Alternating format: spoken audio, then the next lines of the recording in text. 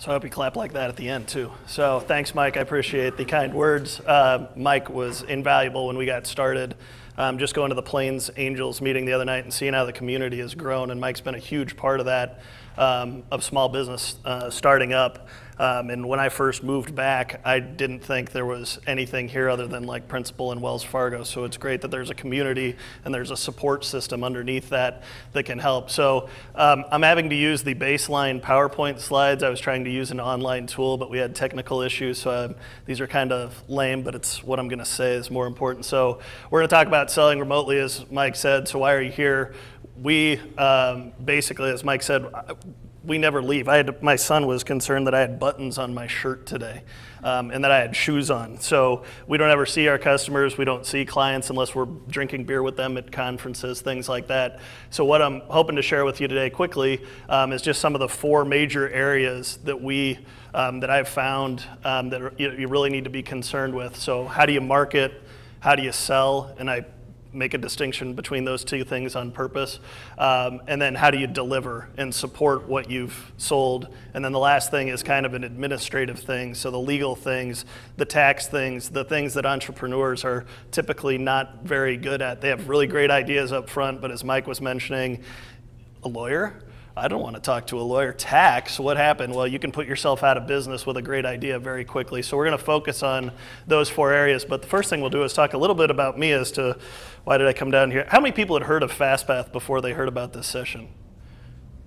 Okay, I get to go home and fire the marketing department, evidently, because that's 0 for those of you that aren't watching. So let's see. I'm going to go back there a little bit. I can't use PowerPoint. So I'm a native Iowan. I grew up in West Des Moines. I went to Valley, and then I left and went to Notre Dame for school. Lived in Indiana for 4 years. I studied economics, philosophy, and computer applications when I was at school, and then I moved to Chicago, worked for Ernst & Young.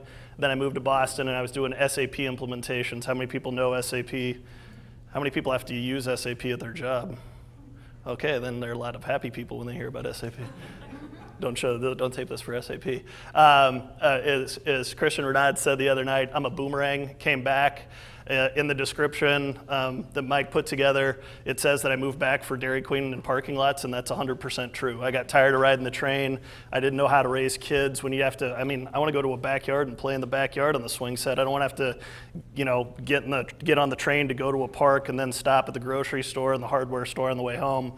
Where's my car? So that's why I came back. It's a good place to raise kids, but in the meantime, I found it was a great place to start a business. So I actually started a business when I first came back to Des Moines, reselling Microsoft Dynamics software. Started that business, grew it, and then sold it. And then I had a buy-sell agreement where I had to stay there for 3 years. So about a weekend before I turned into a pumpkin at that one, we started FastPath. So that was back in 2004. My first piece of advice is don't start a company in 2004.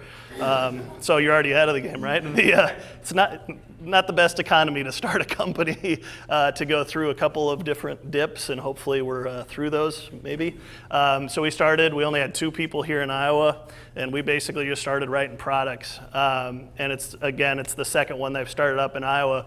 But the great part about Iowa is I see some Iowa State shirts around, is there is available talent from schools like DMAC, Iowa State, technical talent here. We are a software company, and there's an availability of resources that if you lived in Boston or Silicon Valley, they would cost you 5 times to get office space. It would cost you 5 times to go get a programmer, the developers back in the office will be angry with me they're not programmers, to go get somebody straight out of school. And so it's much better to start a company because you don't have those upfront startup costs. So what do? We are an auditing software company.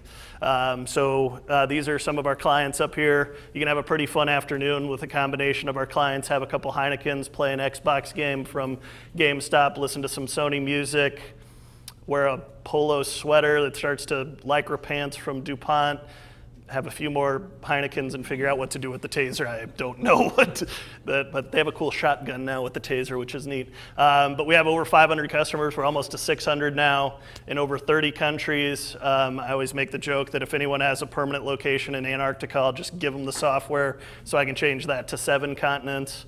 And the IAA is the Institute of Internal Auditors, so they recognize us as an industry leader. So what we do is we built a methodology and a platform to, at the time, support Sarbanes-Oxley compliance. So if you're publicly traded, there are all sorts of regulations you have to go through. So we build a platform that helps companies go through their audit. So we have auditors that work at FastPath, we have developers, and we have a sales team.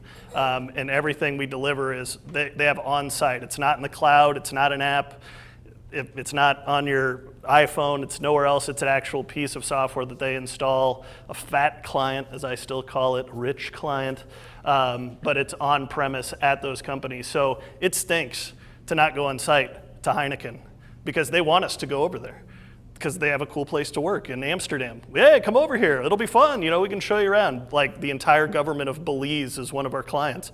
I want to go there. But our model didn't really support that, and that's kind of what we'll talk about. Oh, Microsoft. We are a Microsoft partner, so I can make fun of them. So let's say, like, for the rest of my life, don't restart my computer for me. So the first category is marketing. The first thing to ask is, it's fun for me to throw up a slide there that says we're in 30 different countries and we have all these clients and it's hilarious to talk about at bars and stuff like that. The first question you need to ask yourself is there a market for your product other than the United States? And do you need it?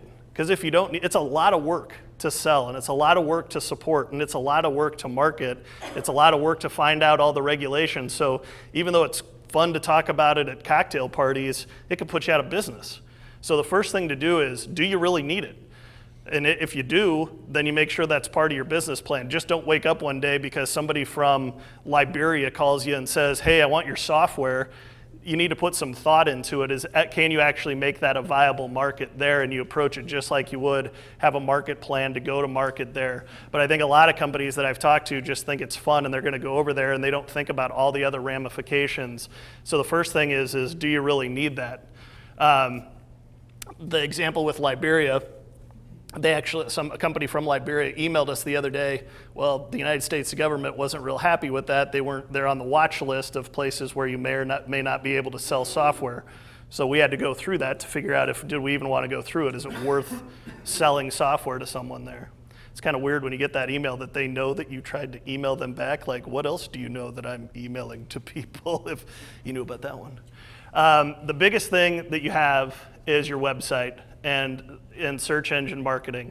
It's greater than any sales army that you could put together if you want to do global distribution, because you control the message from one place, from a centralized place. Make the investment in that. You don't have to pay benefits. You don't have to worry about what the payroll laws are in Germany. You don't have to realize what the paternity policy is in Europe, that if somebody has a baby, that person's leaving for the maternity and paternity policy. You lose them for a year or 6 months. Did you guys know that? So if you hire a salesperson over there, you may lose them for 6 months without realizing it. So there's all sorts of gotchas. But your website you can control here, and you can control your messaging. You can control your company profile on the web, and it's easy to change it as well. So invest in your website, and that means understand, just like general marketing, I'm not a marketing expert, but make sure that you have content out there that will feed people from all over the world to your site. So it's not just, I have a buddy of mine who's actually moving back from Boston. He went to Valley, and he sells drum loops on a website. And he has kids from Scandinavia and Norwegian. I did a demo for Norwegian cruise lines this morning. That's why that's in my brain. Japan downloading his loops all the time. But he has the search engine marketing that allows them to find him even when he's sitting in his basement in Boston or soon to be West Des Moines. We found that Google AdWords work much better than Facebook. It's just been a lot more of the search engines. Pick that up, and just pick one search engine and build it for that, and if it works there, it's probably going to span that. But I think a lot of people start looking into partnerships or hiring salespeople in foreign locations, like hiring a sales manager in Europe, or even hiring someone locally to manage that. again, you're increasing your costs, you're starting to pay benefits, doing all that, and we found that you can do a lot of that from your website. Develop free content. The nice thing with free content is people can download it and then they can translate it into their own language. So a lot of times people will call in to us and they don't speak English, and we have a couple people that can speak Spanish, but we don't have anybody that speaks German or Dutch. So fortunately I'm American and we're egotistical to think everyone should speak English. So of course, we expect them to do that, but they can download the content, they translate it, or they have an easier time reading through English. So develop a lot of downloadable content and free content that'll keep people coming back. Buy a time zone map. This is a drinking game during this presentation. Every time you see that, you get to take a drink. I can't tell you how many times that if you're setting up a demo of your software, a meeting, or whatever else, understand and talk in terms of their location. When you're doing your marketing, realize that your emails are going out to them at 3 in the morning in Japan, and they're probably going to get buried at the bottom of their list. If you're making a post on Facebook and you post at 3 o'clock in the morning Japan time, they're probably not going to see that. So you have to make sure that you understand when you are marketing that you understand what time it is when you send the marketing out to those people, as well as we do every customer that we have, I've done a demo for them, a live demo, and we'll talk about that. But so I have to get out. I had a demo this morning at 5 o'clock in the morning, and but everything was their time zone, and you have to act like, hey, 11 o'clock your time is 11 o'clock my time, that's it. But understanding that can help you. So from a marketing perspective, understand when your marketing's going out. And then coattail complementary companies and bloggers. We work with audit firms. They don't do our software. We don't want to do the audits. We talk to bloggers that talk about Sarbanes-Oxley, and you can give them the free content. They'll push out the free content. The hardest part about writing columns or writing blogs, does anybody write a column or a blog? What's the hardest part?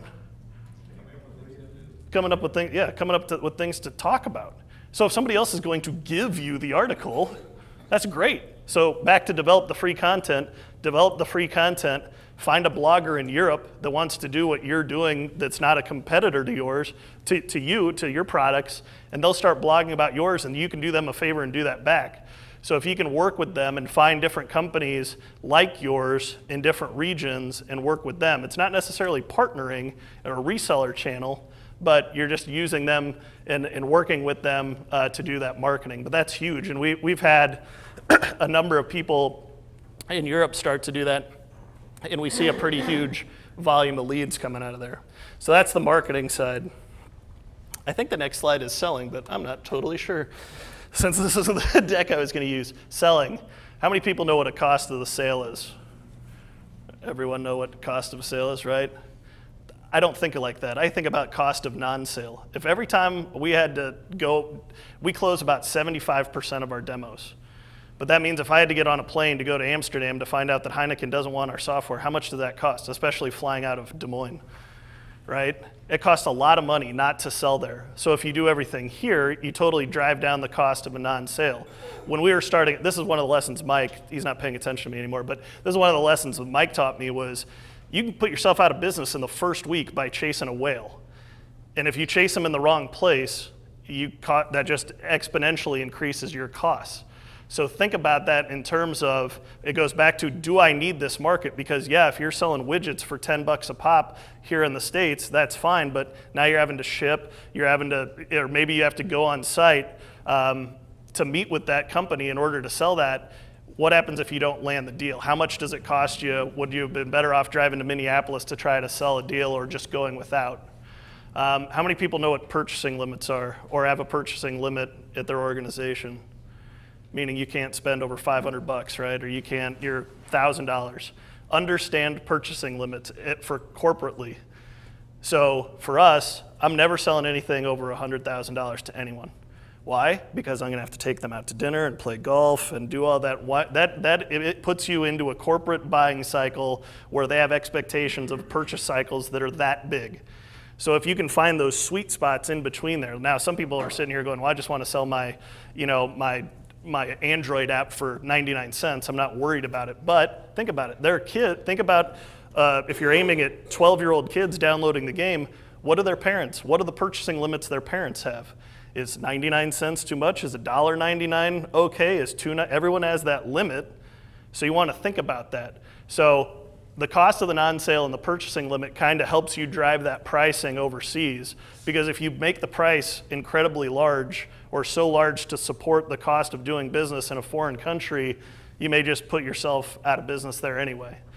Demos and trial versions, you have to be a little bit careful overseas pushing demo and trial versions out because of reverse engineering. So you want to be pretty, for us, software company, I don't want somebody reverse engineering. It's all we have, right, is our intellectual property. So we kind of play those close to the vest as much as possible. If you are using an online demo tool, I would suggest using something that's ubiquitous to the larger organizations that you're selling to. So some people, I know there are a lot of presentation tools out there. I tried to use a presentation tool today that didn't work, right? Sorry, Mike. So when you call into a large organization and you call into a DuPont, they say, well, the only thing that's getting through our firewall is GoToMeeting. Or you have to have GoToMeeting or WebEx. So be prepared to meet the needs of your prospect, and they're gonna have the larger packages most likely. Some of them will have Microsoft Link. How many people know Microsoft Link? It's new and it's awesome.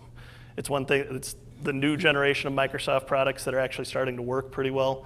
But that's really starting to, did you get that on tape back there for me? I can take that to Redmond with me. But those products, it's important because we've had people say, I can't do a demo of your software because I can't use presentation tool A. So WebEx, GoToMeeting, use the personal versions. You don't need the giant corporate versions that are $99 a month. You can get multiple individual versions that will support the company just fine. Language barriers, again, I kind of talked about that already. We have one salesperson that does our demos in Spanish, or at least I think that's what she's doing. I can't understand what she's saying on the demos. I can hear when she says fast path about every 12 words, so that's about all I get.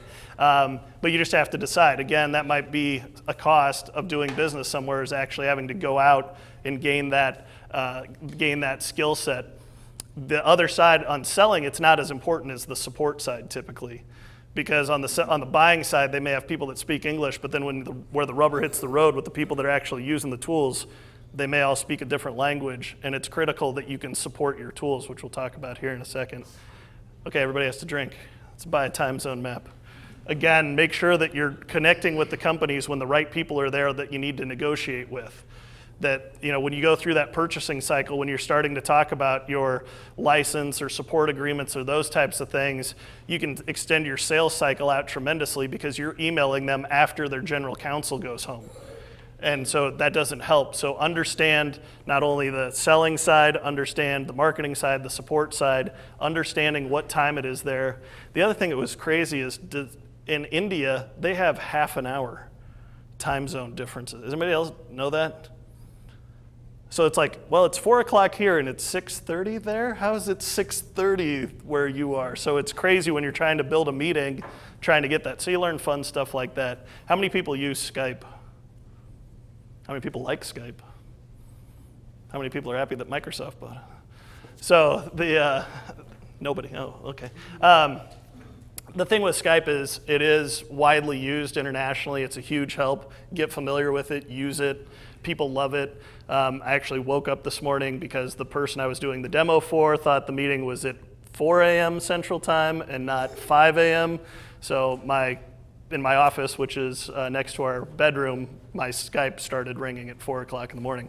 So maybe I should put another bullet, mute your computer at night so Skype doesn't wake you up in the middle of the night. And maybe he should have bought a time zone map, or I could buy him one and give that away. So that's really the selling side. Is those first two things are critically important though, especially if you're a small startup, is understanding that can put you out of business and not making a sale, and understanding the purchasing limits as it drives your pricing. So support. Develop, for me, we're a software company. What I tell people, and this has been our methodology from day one, is develop like you can't be there. Not like you won't be there, like you can't go there. Won't means that, well, in an emergency we could get there. Can't means we built rules that said there's going to be no additional hardware required for our products.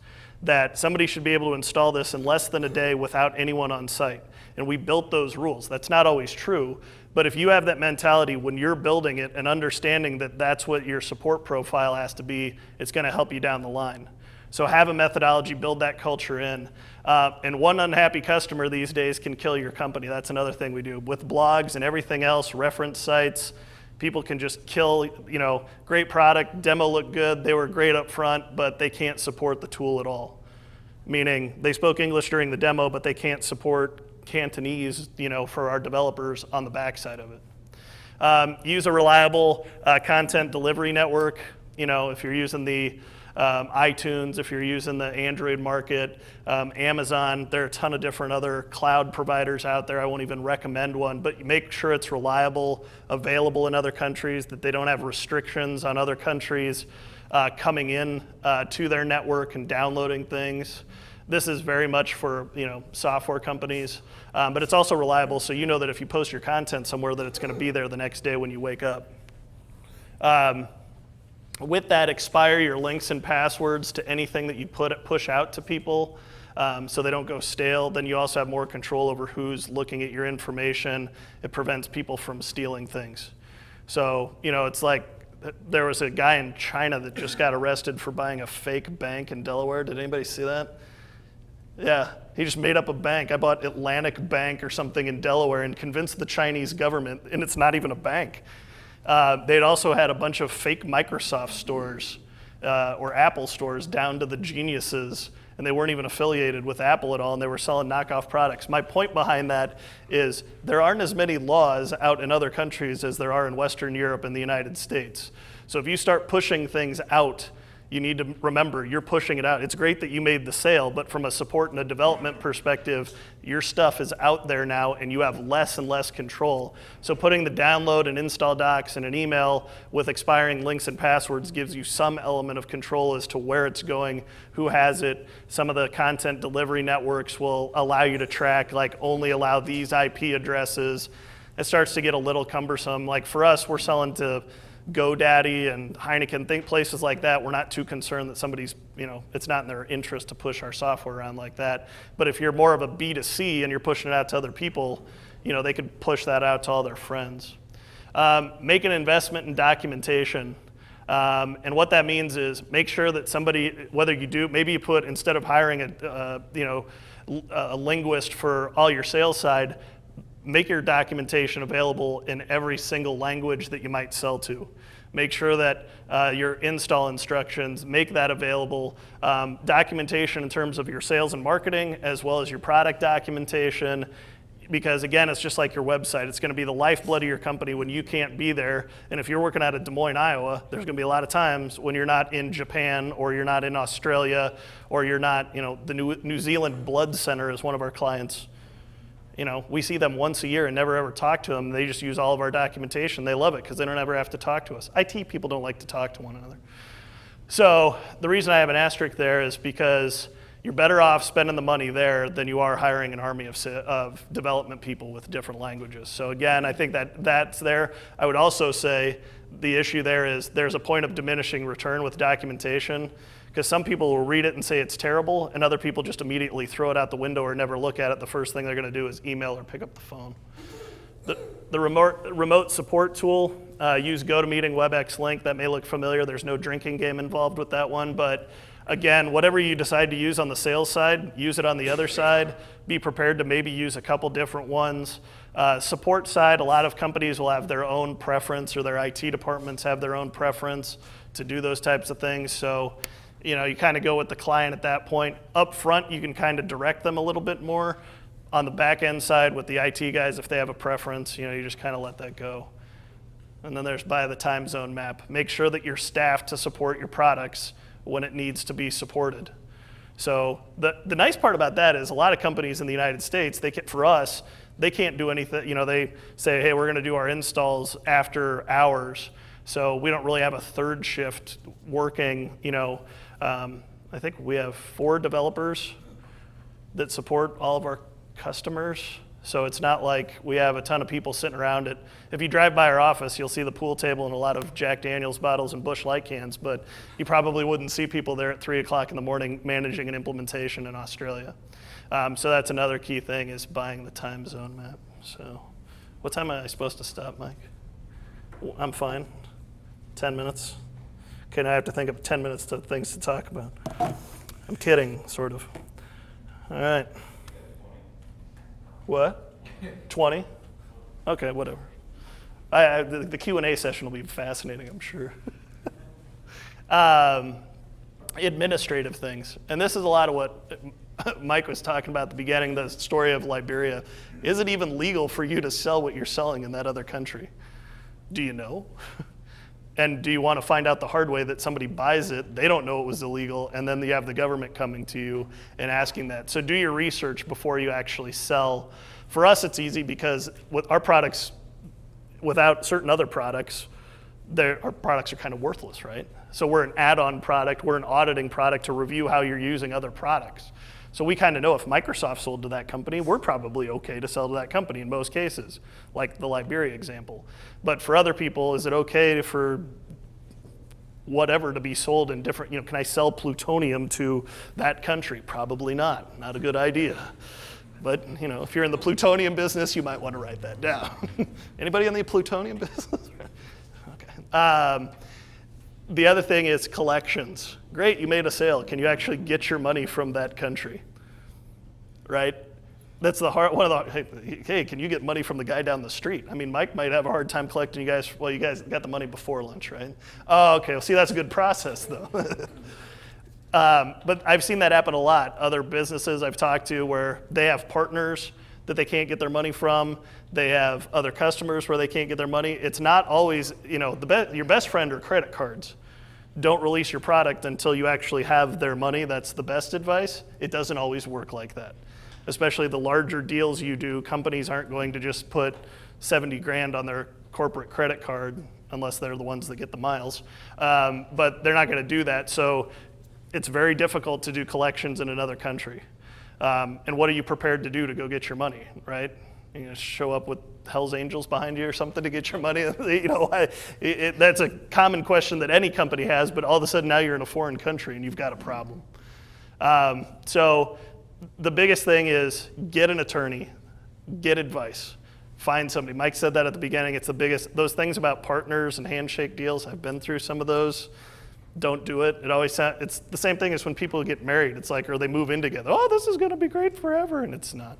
Except for with my wife, that's, God bless her. So, that's a longer, different presentation. We don't have, that could kill a lot of time. And just so you know, my wife now works with me. So anyway, so hopefully she won't watch this because she's already seen this presentation a few times. But get an attorney. Talk about, protect yourself. Click wraps, we have that end user license agreements, contracts, get it in writing. Make sure that you say that the jurisdiction is going to be the United States. Try that. Again, the bigger companies you deal with, if you're dealing B2C, you're not going to have that as much, and you can probably do smaller credit card transactions. B2B, it just depends on if you're bigger than your client, then you get to call the shots, and if they're bigger than you, they kind of call the shots. But it's important to review what they want you to sign and have standard agreements in place and make sure that you talk to an attorney that understands your industry, right? We're a software company. When we came here, there weren't a whole lot of attorneys that really understood what an end user license agreement or a click wrap was. It's like the banks in Des Moines don't understand if we try to go get a line of credit from a bank as a software company. If I was in Silicon Valley or Boston, I'd have people lining up to loan us money. In Des Moines, they're like, well, so where's the grain bin and where's your farmland? And that's not like in Iowa, you're a hick joke. It's true. They don't know what, they don't understand that. Well, it's the same thing with attorneys. It's the same thing with accounting firms. Any sort of those professional companies that you need, whatever your product is and your specialty is, do the due diligence. Don't base it all on billable rate. Well, you kind of have to, but make sure that they have the experience because they will know some of the holes, some of the just standard boilerplate things that you're going to need as you go through. And if you do that, it'll hopefully help you with collections and it'll help you with that first one.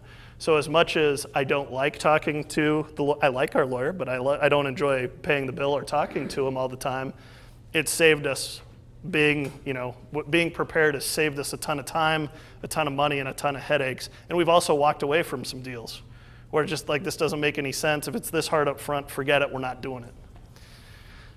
How many people like taxes? I usually talk to auditors all the time, so like the fact that you guys like, are kind of awake and not angry with me is kind of fun. How many people like talking about taxes?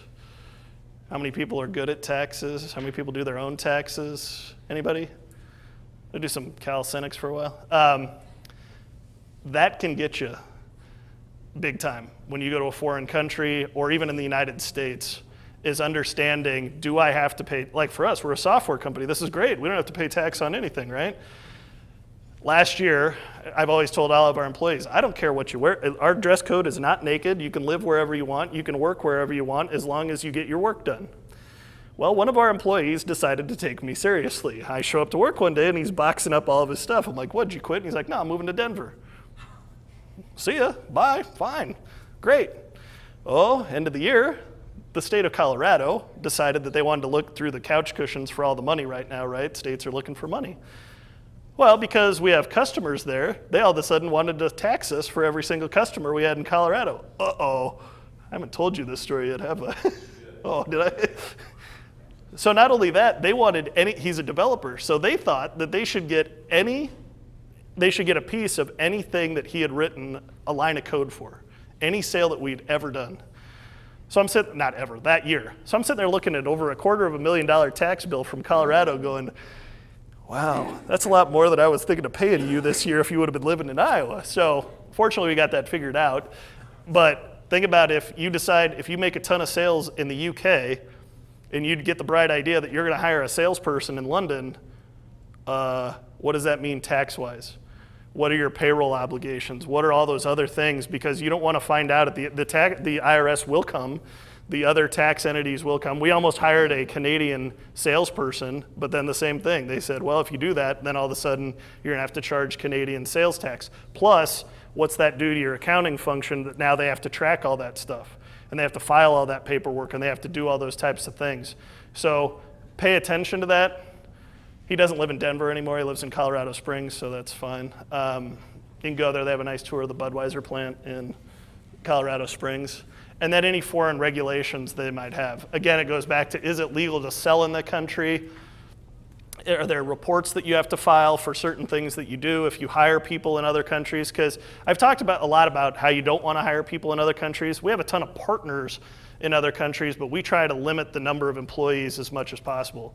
I try to fit everybody into one skybox at our annual meeting. If we get outside of a skybox, it gets middle management and gross. But if foreign regulations, as soon as you hire somebody, what are the regulations? Paternity policy, maternity policy that I already talked about. What are some of the business requirements you have to go through? Does your product have to go through testing?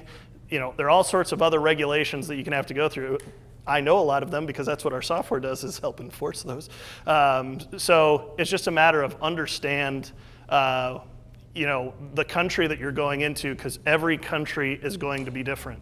Just because Canada looks like us, they act like us, well, they don't tax the way we do. They have all sorts of other rules.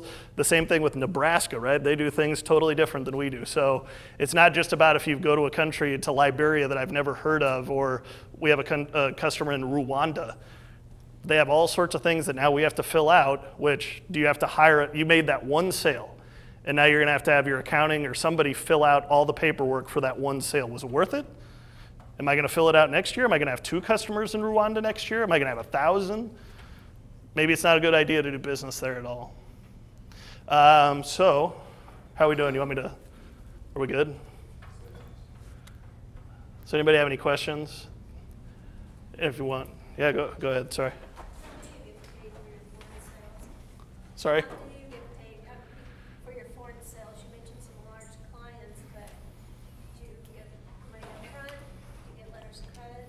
It's wire transfers mostly, or credit.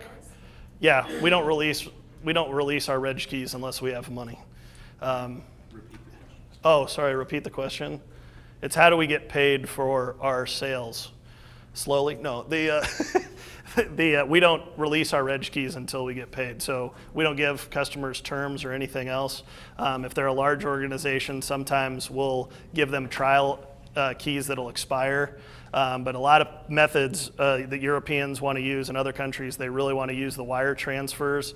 So make sure you understand how that works. Make sure that you do business with a bank that will allow you to do that. And if they do allow you to do it, they don't take a percentage of those transactions, that they charge you a flat fee. And if they want to take a percentage, just say, well, I'll move my banking over there, and then all of a sudden they will charge you a flat fee.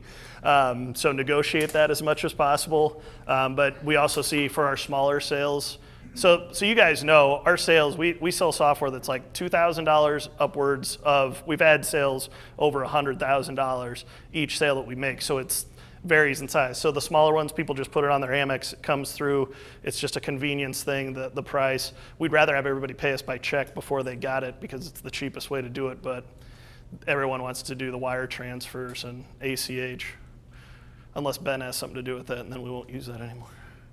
I'm sorry, you got that. I had exactly the same question. Don't they ask terms from you when you do that, but you said that you make sure they prepay them? The answer to that question is, yeah, they ask for terms, and I say no. And then they'll ask again, and I'll say no again, and then usually the third time I'll probably say 30 days at most.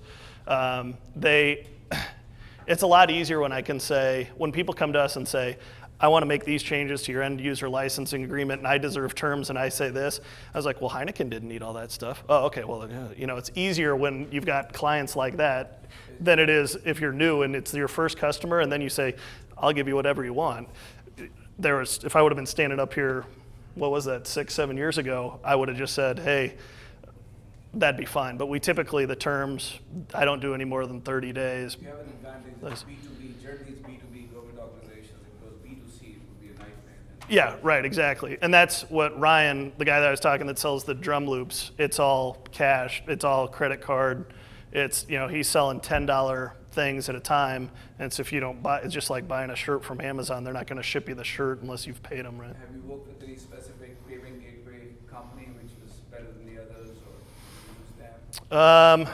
You know, we've been, no, none that are, it's just a matter of negotiating the fees with them. It's all about fees when you talk about that, and you know, you might be better at negotiating, and each company is, right now we use Wells Fargo, and I'll refrain from being positive or negative there. That's not right. So we've negotiated what I feel like is an acceptable deal for now. But the nice part about them is they have locations all over the world, so it makes it a lot easier than if you get a smaller bank. But smaller banks here in Iowa, like we've looked at Earlham, they do a great job with things like that. It's just all about putting the fees together and making sure you got the best deal you think you can possibly get. And you can negotiate that, so don't take that. You have to show a little bit of volume to say that it's worth their time to do it, but it's worth going to the bank. But gateway-wise, I don't know. I mean, there's so many out there. So, yeah. Did that answer your question? Yeah. Okay. He repeated that he had the question. I'm trying to pay attention. Go ahead.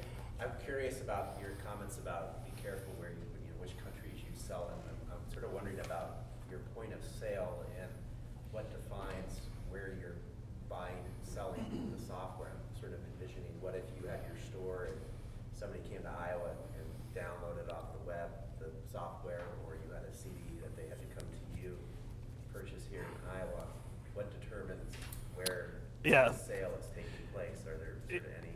Yeah, the sale, everything we do is over. Sorry about the coughing back there. I don't have a cough button for you. Repeat the question. I'll repeat the question. The question is where's the point of sale determined? So if somebody comes in and asks for a CD to our shop or wherever, the sale, everything we do is over the internet, so you can download the software. So the point of sale would be they don't come to our office. If we have 2 customers that are in Iowa, so that we have to pay sales tax on that. They're in Iowa. They've never come to our office. We don't have to pay anything for like nice things on the walls. All of our budget for that goes to Busch Light. So from that standpoint, it would be determined where they're located. So if they don't come to your store, but if you, just like anything else, B2C, if you come to that location and physically buy that and leave, you're gonna have to pay sales tax in that location.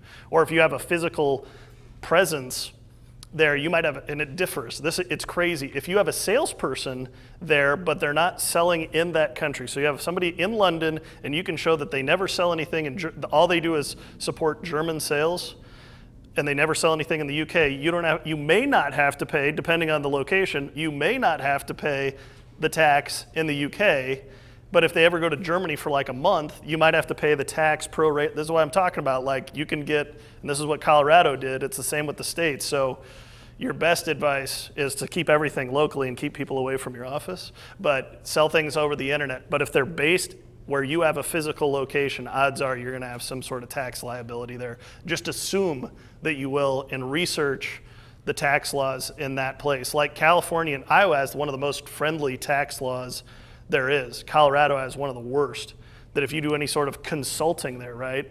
So if you actually have, if we sold the software there and then one of our guys went to Colorado to do the deployment, now that's called consulting, and now we would have to do that. It's not part of the software sale.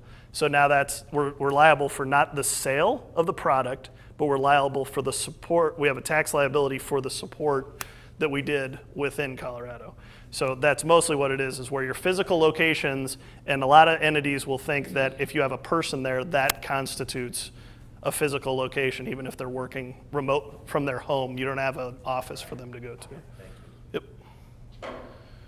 Any other, you can't leave early. Wait, come, no, that's right. Yeah, go ahead, John. Did you say you have demos available on your website? We don't. No. It's been a long time since I've seen you, John. You probably don't even remember that. Barely. Yeah, anyway, I'll explain that later. John asked if there were demos available on our website. We're very niche-y. Like I can't even make my finger that big for niche. From an IP perspective, I don't like to put demos out there. Also from a customer perspective, customer perception, I would rather do the demos individually so they really understand what the products do, because we find that if you give, if I give my 3-year-old son a golf club, I don't think he's going to go play golf with it necessarily, right? He might, bash in my TV. He found a use for it. So if we give somebody our software and you haven't walked them through it, I almost look at it like it's an initial training. So we do things like we'll have like a PowerPoint or some sort of like fly-through demo that gives people kind of a taste that we send out, but we don't readily post it. If we've talked about the people that I know that have done that have put it behind a password protected, so you're getting something for it, but if you just be aware that if you say, oh, you have to put in your email address and all your contact information to get to my demo, you're going to get a lot of pope@vatican.com and my number is no thanks, and you're going to get a lot of garbage. Well, that's what I do when I go to things like that, but you can still get in, right, and it's worthless for you. But there are a lot of other people that won't do that. It's a trick. Write that down so if you ever get to those things again. But just because of the IP reasons, I don't necessarily want all of our IP floating out there from a reverse engineering standpoint. Well, Good. You do your online demos, and we do that too, but then we usually, if they're interested, we go on site and do it. And I like those a lot better because you can actually see the reaction. How do you do what, part of the whole process is right. What they like, and then yep. going further with that. Yep. Yeah, that's a great question, it's way easier to go on site and actually see it. Because there have been people in here that have been asleep, so I can see their reaction, right? So I ask a ton of questions during demos, and I'm sure you do too, is that does this look like this would help you? How are you currently doing this? Can you see how this would save time? Can you think of other employees? And you ask a lot of questions, but I will tell you that the demos that I've thought have gone the best, we don't sell, and the demos that are like, if we ever hear back from those people, it'll be amazing. But they sell right away. Like they'll buy during the demo. I'm like, I may as well just hang up the phone, but you can't tell. So the best thing we can do is we do a lot of upfront work before. I try to do solution demos, which means try to take what they're currently doing, show them their current state compared to what they'd be doing future state. And I just ask a ton of questions. And if you've noticed, I kind of talk really fast sometimes, so I can get a lot of that information in there. But I would love to be able to go to Belize to do a demo on site, or Bermuda, or all the other fun places. But from a cost perspective, it just doesn't support it. But that's what we try to do the best we can. It is maddening on online demos, though, where you get you're on mute half the time. All you have is silence. Yeah. Anybody have any questions? Oh, sorry. Yeah. Any other questions? I thought I saw some hands back there. Anybody else? Anyone? Well, yeah, so if you guys ever need help with this kind of stuff, feel free to email me if you ever need auditing software. Yeah, that's the question at the beginning is we have targeted marketing. I don't feel bad that none of you guys had heard of us because, hey, unless you need auditing. Does anybody need auditing? I guess I should ask. Does anybody need auditing software? Oh, good. Well, now I don't have to fire the marketing department. So I appreciate the time during lunch. And thanks again to Mike and to Dave for doing a great job back there, even when I wasn't. So turn it back over to Mike.